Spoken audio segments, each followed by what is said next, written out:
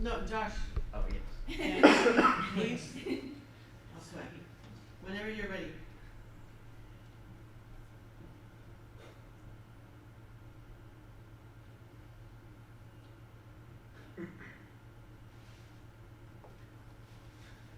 Hello, nurse! That's a catchphrase from one of my favorite shows, The Animaniacs. But as easy as a line to read, it requires a lot more than just saying what's on the script. Modern Hollywood practices often misses that point by believing that's all it takes to have effective voice work. I'm here to speak to you about the voice acting and how underappreciated it is. Think of a time when you were a child, watching an animated film or playing a video game. One of the most well-known things about a character is the sound of their voice. I've often dabbled a bit on voice acting myself, from the woohoo or the voice acting has no shortage of iconic voices. The late Robin Williams, a man who was so well known for his comedic improv, in which includes voices, stated in an interview about his portrayal about the Walt Disney Company. I'm doing this basically because I want to be a part of this animation tradition. I want something for my children. One deal is I don't want to sell anything, as in Burger King, as in toys, as in stuff. Voice acting is often prioritized with having a recognizable name. However, not only should the priority be about the portrayal of the character, but how much that impact the character will have. Actors get casted on recognition alone. So why do some characters get stuck with bland voices? Actors get casted by recognition alone. Chris Pratt characters are often too bland, safe, and boring. Hardly anybody will think of Chris Pratt as anything other than, OMG, is that Star-Lord? Compare his 5 characters with the legends like Frank Welker, 895 credits of voice acting. Tom Kenny, 600 voice acting characters. Ralph Paulson, 563 voices. Look, that's me right here. And then Mel Blanc, the man of 1,000 voices, which is no exaggerated feat. He voices 1,237 characters. I can't imagine doing that myself. Aquafina is another perfect example of overexposure with not enough range. She's got double the amount of characters as Chris Pratt, but the characterization is just like her voice, dry. Compared to just a fraction of the roles to these ladies. Tara Strong, 656 voices. April Winchell, 181 voices. Ray Griffin, 714 voices. And June Foray, 384 voices. Fun fact about her, it was said that Mel Blanc was not the female June Foray, but okay, well, hold on. With these examples, we see the true power of a visual medium. Voice acting is more than portraying a character, it's portraying a person. Learning to vocally shift your pitch and tone of voice is no easy task, as it requires a lot of strength in the vocal cords. Imagine screaming while staying in character. Shockingly, acting plays a part in this too, but it's not just a manner of speaking with a voice and that's it. Conveying what the character emotes is a skill that asks the voice actor to morph into the role. When we realize these efforts, we want to try for ourselves too. Without voice acting, there wouldn't be an impact. People who grew up with these characters were inspired in making a living mimicking these voices. Some growing so big, allowing them to get called upon by studios to voice some of their characters. And within great line delivery, it affects the generations who listens to them to create memes, helping to form bonds together between people who find themselves connected with what they both recognize and laugh about. Which gets even more baffling when studios make decisions that are frustrating, to say the least. Hollywood undervalue voice acting when they really shouldn't.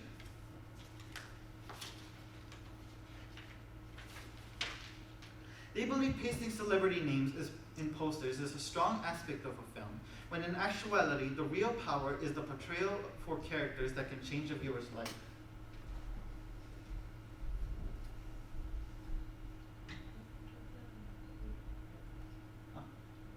Do the wave. Okay. To conclude, Let us turn to the wheel of morality. Wheel of morality, turn, turn, turn. What is the lesson that we should learn? oh, try again.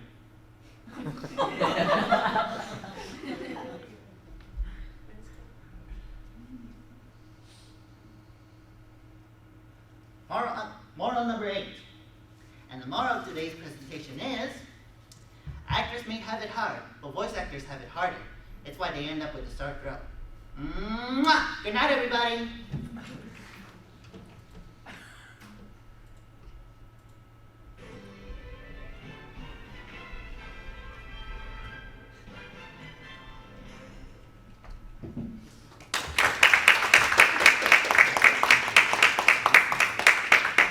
Questions, comments? Do you have a favorite voice actor? Yes, it'll be Michael Myers. And what's his most recognizable to us character? Character trait? No, voice character that he plays in terms of. Oh no, he's actually the character and he stays silent. Oh. Oh. But I actually have a lot of favorite characters. I can range from deep voices into higher voices actually. I can sound like a woman or it can sound like a very raspy monster. How did you become interested in this? Well, I was really interested in cartoons, so I was like, and I would always act out what I see in cartoons because monkey see, monkey do, so. And I don't know, it's just like, I like imitating their actions, but I also like imitating their voices. I just find it so funny whenever when I imitate them. This is not one of the lines. This is not a very recognizable character. I don't think many people know him, but I can demonstrate my voice acting. It's gonna be like a little bit of dialogue. Is it okay? Yeah. Okay. Hush, little ones. Let me tell you the tale of monsters and between humans and monsters. Long ago, humans and monsters lived in harmony. One day they all disappeared without a trace.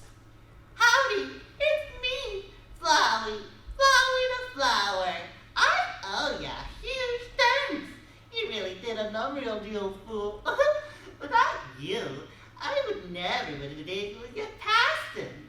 But now with your help, he's dead. And I've got the human soul. Boy, I've been empty for so long. It feels great to have a soul inside me again.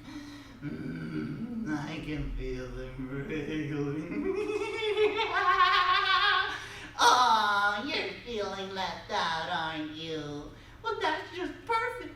After all, I still need one more before I become God. And then with my newfound powers, monsters, humans, everyone, I'll show them all the true meaning of this world. Golly, if only you had determination to pull back up. But you were too stupid to use it. Well, don't worry. Your old friend Flowey has worked out a replacement for you. I'll save and reload your own desk you to pieces over and over and over. What? You really think you can stop me? You really are an idiot.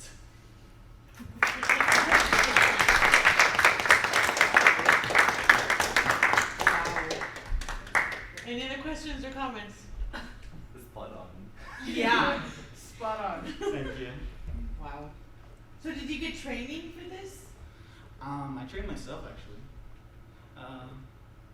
Well, I took some advice from some of YouTube videos from the experienced voice actors, but everything else is just me. So is drama your major? No. I just really like acting. What is your major? Visual arts. Oh. So something related to characterization. So yeah, it helps. Alright.